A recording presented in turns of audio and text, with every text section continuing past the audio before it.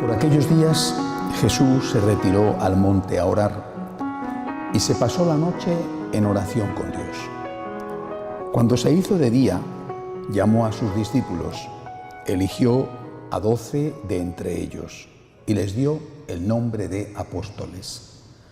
Eran Simón, a quien llamó Pedro, y su hermano Andrés, Santiago y Juan, Felipe y Bartolomé, Mateo y Tomás, Santiago, el hijo de Alfeo, y Simón, llamado el fanático, Judas, el hijo de Santiago, y Judas Iscariote, que fue el traidor. Al bajar del monte con sus discípulos y sus apóstoles, se detuvo en un llano. Allí se encontraba mucha gente que había venido tanto de Judea y Jerusalén como de la costa de Tiro y de Sidón. Habían venido a oírlo y a que los curara de sus enfermedades, y los que eran atormentados por espíritus inmundos quedaban curados. Toda la gente procuraba tocarlo, porque salía de él una fuerza que sanaba a todos. Palabra del Señor. Podéis sentaros. Este texto que acabo de leer es de San Lucas. Quizá pasa desapercibido dentro de las grandes enseñanzas de Jesús, pero es muy importante. El evangelista nos está relatando cómo se produjo la elección de los apóstoles, cómo el Señor, de entre los discípulos, que eran muchos, eligió a 12. Primera cosa es que dice que se pasó la noche rezando. Es decir, no fue algo hecho al azar. Jesucristo, verdadero hombre y verdadero Dios, que conoce el alma de la persona, su historia, sus cualidades, sus defectos, sus pecados, sus tentaciones, decide elegir a un pequeño grupo, 12. Recuerda ese número, las 12 tribus de Israel. Elige 12, pero fíjense que elige personas muy distintas entre sí. Incluso uno de ellos va a ser un traidor, Judas. Y los otros tienen, algunos de ellos, grandes pecados, grandes defectos. Pedro no fue un traidor, pero negó a Jesús. Santiago y Juan, había dos Santiagos, Santiago Cebedeo y Juan, su hermano, tenían muy mal carácter, eran personas ambiciosas. Es decir, el Señor no elige perfectos. Damos por supuesto que eligió lo mejor que tenía. De los que había, eligió los mejores. Bueno, lo mejor que tenía en ese momento.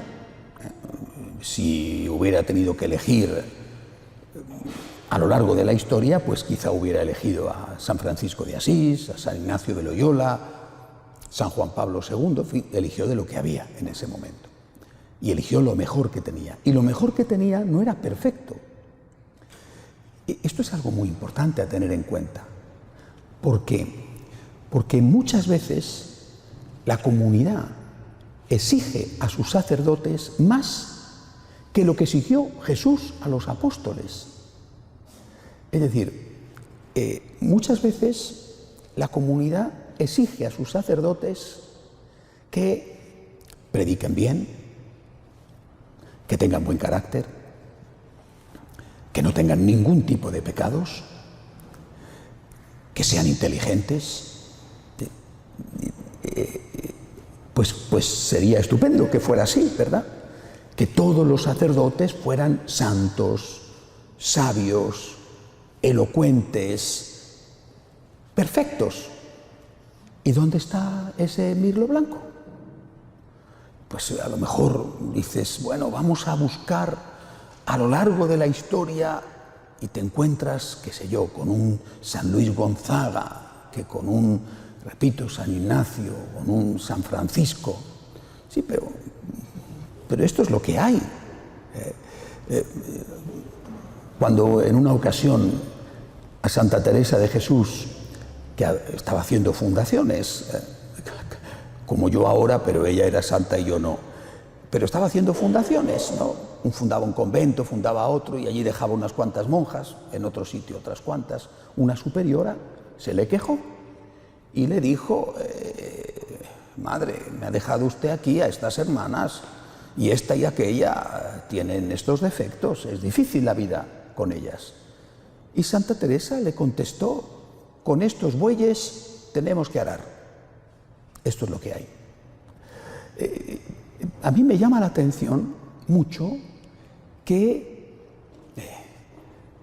hoy los católicos son mucho más exigentes con sus sacerdotes que Jesucristo con sus apóstoles. Jesucristo era Jesucristo, es decir, era perfecto. ¿Los feligreses son perfectos? Creo que ya os he contado en una ocasión una anécdota que me pasó con un profesor cuando estudiaba teología, cuando hacía la licenciatura especializándome en teología moral.